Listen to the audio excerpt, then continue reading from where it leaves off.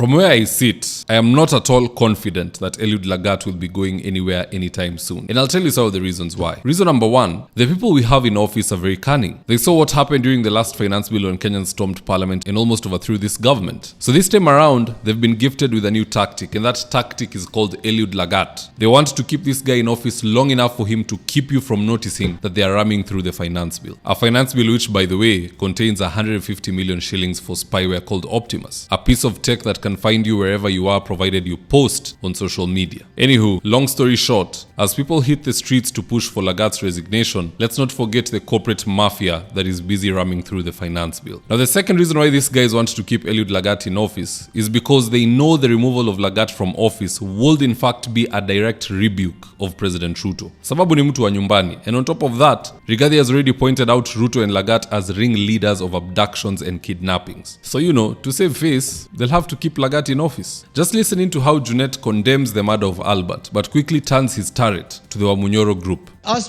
people from the Fish Lake region, we are grieving, Mr. Speaker. We have lost a very young, prominent young boy, Mr. Speaker, who had a very bright future. But when I see people taking advantage of it politically, Mr. Speaker, I feel very sad, Mr. Speaker. So, Mr. Speaker, I am very happy that you directed the Committee of National Security to look into this matter, and also the police and the Independent Police Oversight Authority. Mr. Speaker, I want a report as soon as possible so that we know what happened to our son as people from the South Nyanza region, Mr. Speaker. So, Mr. Speaker, let us not politicize this matter. If you want politics, kill your son and go and mourn on your own, Mr. Speaker.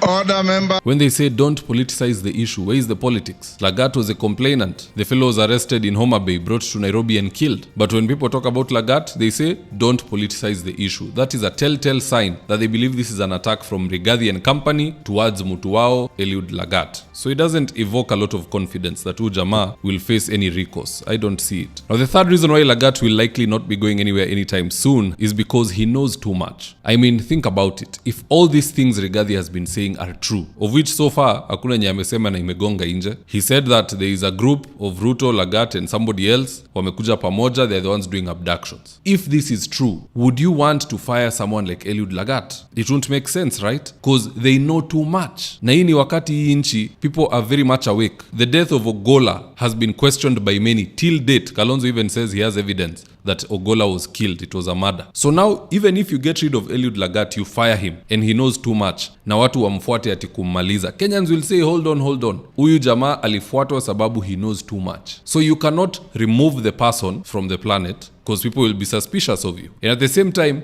you cannot fire him because you don't know if out of scorn, kama atakasirika aseme, you know what, nitaenda niseme yote. You don't want that to happen. So the best thing to do is keep the fellow there. It's the safest option. Wachie yule rais mwingine mwenye atakuja, if he wants to remove him amtoe, but wewe uko umemaliza yako na kikundi yako na mmeenda nyumbani. So I cannot rule out the fact that the information Lagat has, it is so critical that it guarantees him his own safety in office. That is why people say knowledge is power. What you know can help you wield some form of leverage, and in so doing hand you power. And that is usually what happens in politics. Many people, I'm sure you wonder why Edwin Sifuna till now has never been fired in ODM. Raila is supporting bread-based, hata ako juu ya gari na Ruto, anaenda anachanga 5 acres ya housing, but Sifuna is on TV saying the housing levy is a scam. The housing project is a scam. Ruto is one term. Why is the party leader and the secretary general saying two different things? It's because they fear Edwin Sifuna. Sifuna has been part and parcel of each and every secret meeting ya ODM. Zile ambazo hata hazifikii watu wadogo kule chini. And by watu wadogo, I'm talking about the MPs in ODM. Because there are some meetings which Caleb Amisi hata itwa. It'll just be the secretary general, the party leader, and one other fellow or two. So if they fire Edwin Sifuna as ODM secretary general, na vile anaongea kwa Citizen TV, ataharibu. So they would rather keep him there until such a time when, even if anaharibu, it doesn't matter. And that is around after 2027, if at all they can reclaim power. Getting rid of Sifuna now is getting rid of themselves. Ataanza kumwaga mtama like Rigiji is doing after he was impeached. Same thing with Eliud Lagat. They cannot get rid of the fellow because if you fire him, he talks, and you don't want that. Even if you fire him and kukue na watu nefarious waseme tuondoe huyu jamaa, Kenyans are not fools. So you can only leave him there. The things Eliud Lagat knows have guaranteed him safety. Mimi sioni huyu jamaa akitolewa. Much as anafaa atolewe, you will bear me witness. His stay there is very beneficial. It keeps people distracted as finance bill inapita. It keeps critical information from leaking, and it keeps the president from facing condemnation that ni mtu wa nyumbani ndo amekuwa akifanya hii, so you must know. No, that is not the kind of outcome that they want. But at the end of the day, guys, that's just my opinion. Let me know your own take in the comment section below. Do you believe Eliud Lagat will face some form of recourse? Will he be removed by those in office? Or his stay in power has favored him indirectly by him being part and parcel of several secret meetings and maybe even directives that Kenyans may never know about? At the end of the day, guys, that's just my take. Do let me know your own comments in the comment section below, and I'll do my best to read them and to give you a response. Now, in the event you're here for the first time, please go on and hit the subscribe button. And if you're watching for a different platform, just head on over to YouTube, search for David Wafula, hit the subscribe button. You're going to be getting a ton of content of this nature. If politics is something you're passionate about, this is definitely the one channel that you really, really need to subscribe to. Alright guys, adios.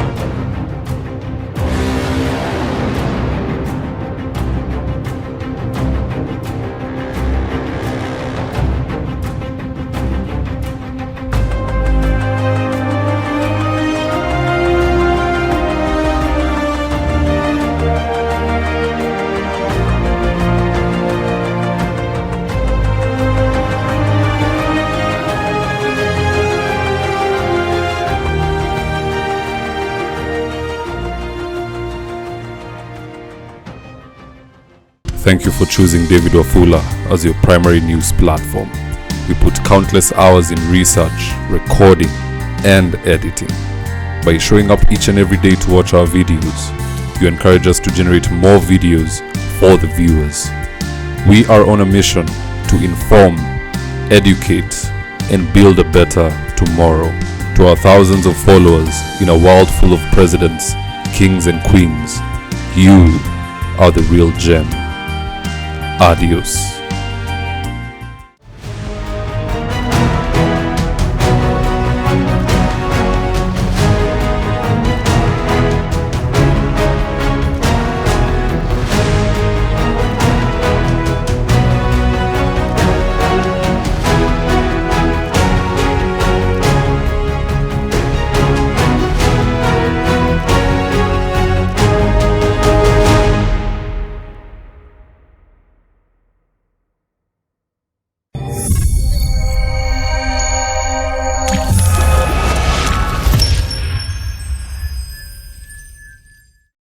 Every day, every week, every month, we are with you in the quest to speak truth to power, call out right from wrong, wrong from right, and stand toe-to-toe with oppressors. We are Kenyans, and there is no chink in our armor. Corruption, tribalism, and nepotism will all fall by our side.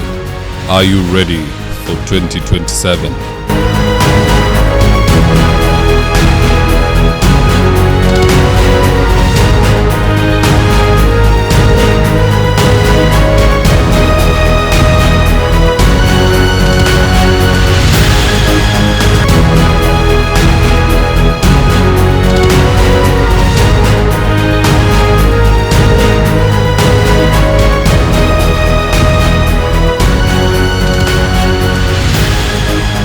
My name is David Wafula, and I approve this message.